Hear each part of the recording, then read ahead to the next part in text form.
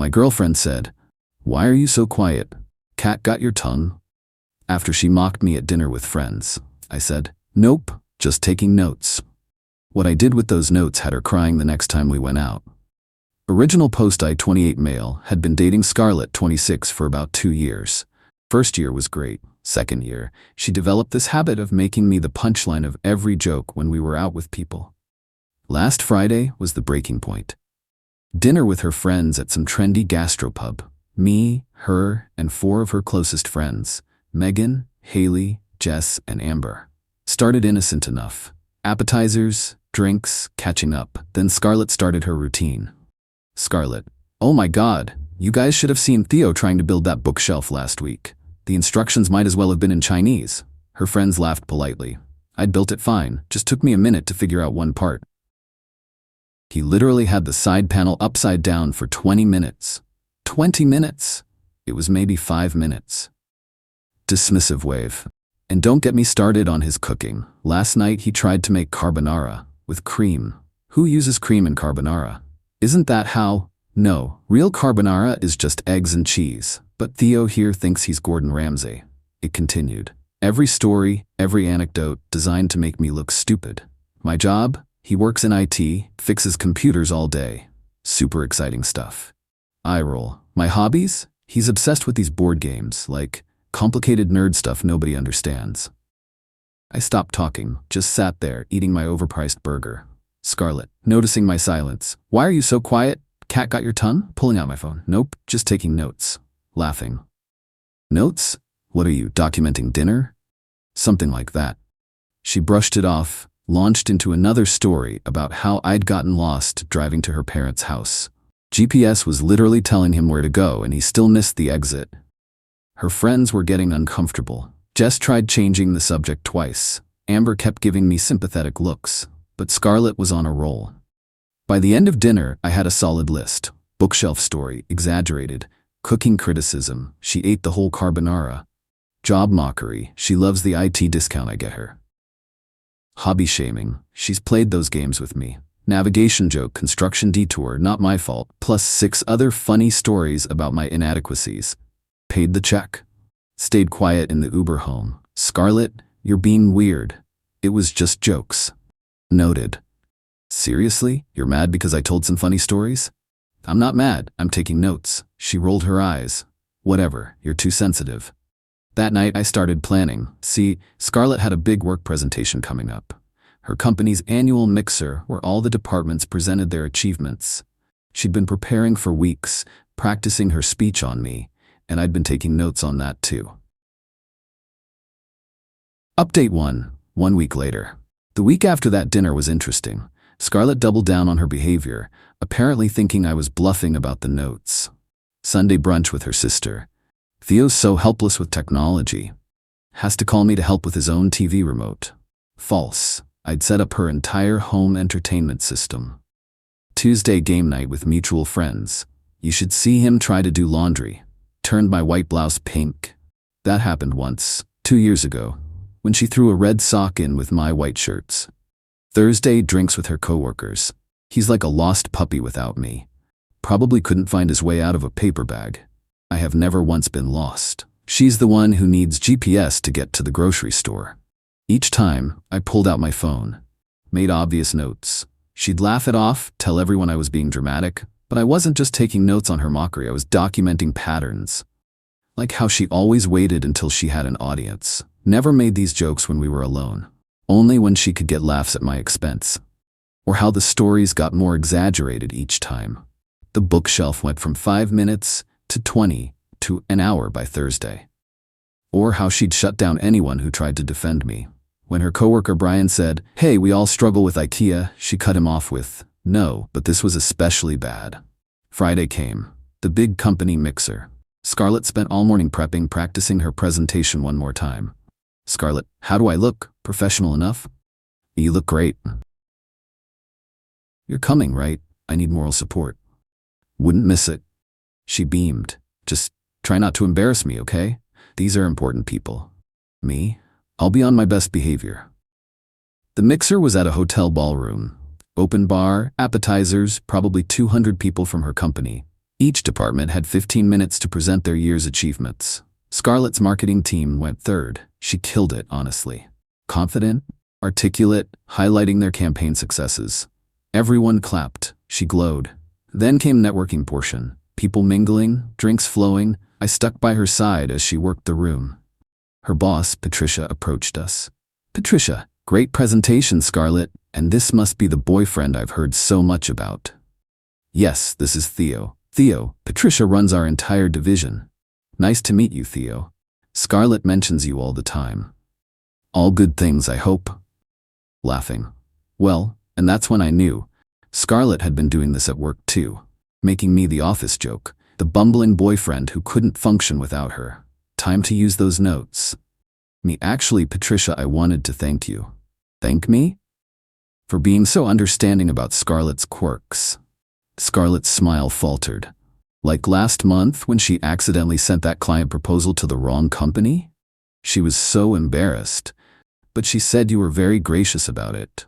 I wasn't aware of any misdirected proposals. Oh, maybe she meant to tell you. And that time she missed the quarterly meeting because she thought it was at 3 p.m. instead of 3 a.m. She said you were so understanding about the time zone confusion.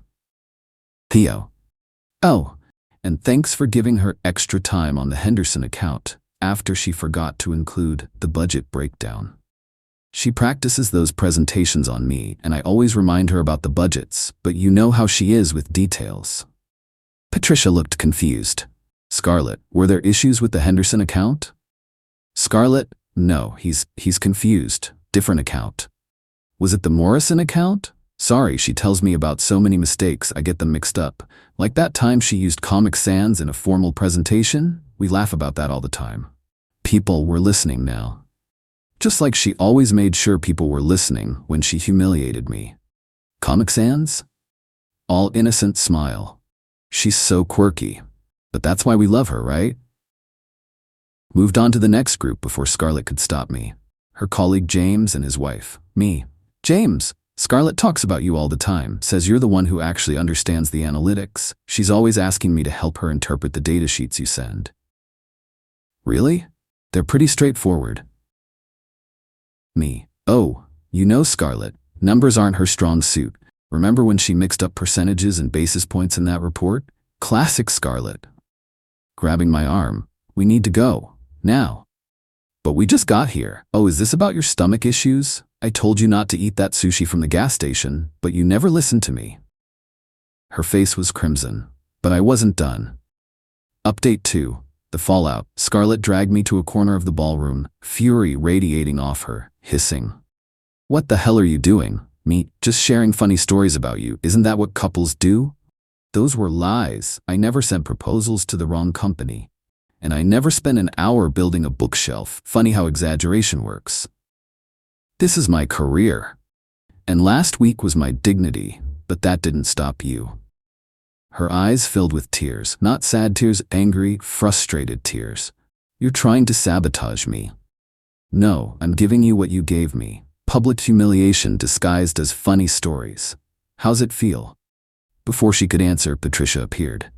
Scarlet, a word? We both froze. To me. Thank you for that illuminating conversation. Scarlet, we should discuss your presentation performance reviews on Monday. She walked away. Scarlet looked like she'd been slapped. You've ruined everything. Me, I shared 6 stories. You shared dozens over the past months. I'd say we're not even close to even. The rest of the mixer was torture for her. People kept approaching, asking about the funny mistakes I'd mentioned. She had to keep explaining they were jokes and misunderstandings. Sound familiar? In the Uber home, she cried. Actual tears this time. Scarlet, my boss thinks I'm incompetent now. Me, how do you think I felt when your friends thought I was an idiot who couldn't build furniture or cook pasta? That's different. Those were friends, not my career. Those were people whose opinion of me mattered, just like these people's opinion matters to you. I can't believe you did this to me. I can't believe you've been doing this to me for months. She went silent, then tried a different approach. I'm sorry, okay? I didn't realize the jokes bothered you so much. Yes, you did. I stopped talking. Your friends were uncomfortable. Jess tried to change the subject. You knew. You just didn't care. I'll stop, I promise. Me. Too late. That weekend, she tried love bombing, made my favorite breakfast, suggested we watch movies I liked, even complimented me in front of her roommate. But Monday came with consequences. Scarlet came home in tears. Patricia had called her in. While her presentation was good, there were concerns about her professionalism and ability to maintain appropriate boundaries between personal and professional life. She wasn't in trouble exactly, but she was no longer being considered for the senior marketing position she'd been gunning for. Scarlet, this is your fault, you vindictive ass. Me, this is the consequence of treating your partner like a comedy prop. I said I was sorry. No, you're sorry you got caught. Sorry there were consequences, not sorry for doing it. She posted on social media about toxic relationships and men who can't handle strong women. Her friends liked it, commented support. Then I posted my own status. When someone constantly humiliates you in public but calls you sensitive for not laughing along, that's not strength. That's cruelty disguised as humor. The comments were interesting. Some of her friends who'd witnessed her comedy routines started connecting dots. Amber actually messaged me, I'm sorry, I should have said something at dinner. The way she talks about you isn't okay. But the real kicker came Tuesday night. Final update. 2 weeks later. Tuesday night, Scarlet had plans with her friend group. Same ones from that dinner. She was nervous about it. My social media post had caused some discussion in their group chat. I wasn't invited, obviously. We were barely speaking at this point, just existing in the same apartment until the lease ended. But Jess texted me after. Jess, you need to know what just happened. Apparently, Scarlet had tried to spin the whole situation, claimed I'd attacked her at her work event, that I was abusive and controlling. But then Megan spoke up. Megan, Scarlet, we were there. We've been there. You humiliate him constantly. Scarlet tried to defend herself. It's just jokes. Couples tease each other. Amber, there's teasing and there's what you do. Remember last month when you spent 20 minutes telling us about his pathetic attempt to surprise you for your birthday? That pathetic attempt was a handmade scrapbook of our travels.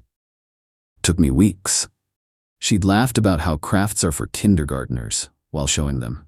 Haley, or when you made him sit in the car during Brad's party because you didn't want him embarrassing you with his boring conversation? I'd waited in the car for 2 hours. The friends laid out example after example. Turns out they'd all been uncomfortable with it but didn't know how to address it. Jess, we thought if we ignored it, you'd stop, but you got worse. Scarlet apparently broke down. Not apologetic tears, angry tears, called them all jealous and unsupportive, stormed out of the restaurant. When she got home, she was a mess. Makeup ruined, slightly drunk, furious. Scarlet, my friends turned on me. Because of you. Me, your friends told you the truth because of you. Scarlet, you poisoned them against me. I posted one status, they made their own observations. She spiraled over the next week. Posted increasingly unhinged things on social media about fake friends and betrayal.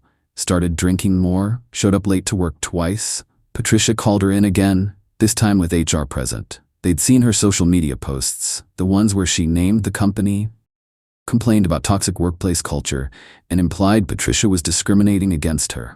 Final warning, one more incident, and she'd be terminated. Scarlet came home, defeated. Scarlet, I need help.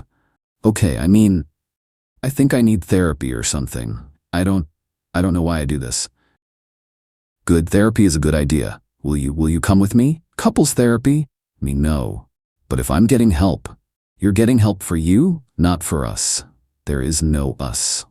She moved out the next week, stayed with her sister. Last I heard, she was actually going to therapy, but also still posting about being misunderstood and too real for fake people. Me? I kept the apartment. Started dating again after a few months. Met someone who actually brags about me to her friends instead of treating me like a punchline. First time we all went to dinner, my new girlfriend told her friends about how I'd built her a bookshelf. He's so handy, put the whole thing together in like 30 minutes. I would have taken hours. No punchline, no mockery, just appreciation. Wild how that works. Looking back, I don't regret what I did at Scarlet's work event. She needed to feel what she'd been doing to me. The public humiliation, the questioning looks, the damage to reputation. The difference? I did it once to make a point. She did it constantly for laughs. She texted me last month, "I understand now why you did what you did. I'm sorry. I really am. I was cruel." I didn't respond. Some bridges once burned don't need rebuilding, but I kept the notes, all of them. A reminder of what I won't accept again. And proof that sometimes the best response to public humiliation isn't anger or arguments. It's just taking notes and using them when it counts.